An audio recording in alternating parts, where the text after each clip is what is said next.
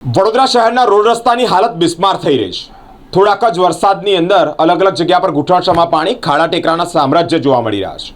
તેમાં એક વ્યક્તિ દ્વારા અનોખી રીતે વિરોધ કરવામાં આવી રહ્યો છે। વડોદરા શહેરના કલાલી વિસ્તારમાં રાકેશભાઈ ઠાકોર નામના એક વ્યક્તિ છે। તેઓના વાહન પર એક પોસ્ટર લગાવ્યું છે અને પોસ્ટરની અંદર વિરોધ કરવામાં આવ્યો છે। એક લખાણ લખ્યું છે કે અચાનક તમે ગાડી પરથી જઈ રહ્યા છો અને જો પાકો રસ્તો આવી જાય તો સાવચેત થઈ જજો, થોડી ધીરજ રાખજો, થોડાક જ સમયમાં ખાડા ટેકરા જોવા મળશે। આવા કંઈક શબ્દો છે અને તે અંતર્ગત એક ટોન્ટની ભાષામાં વડોદરા મહાનગરપાલિકાના તંત્રને જગાડવાનો પ્રયત્ન કરવામાં આવ્યો છે, કારણ કે અલગ અલગ જગ્યા પર ખાડા ટેકરા છે, લોકોને હાલાકી પડી રહી છે।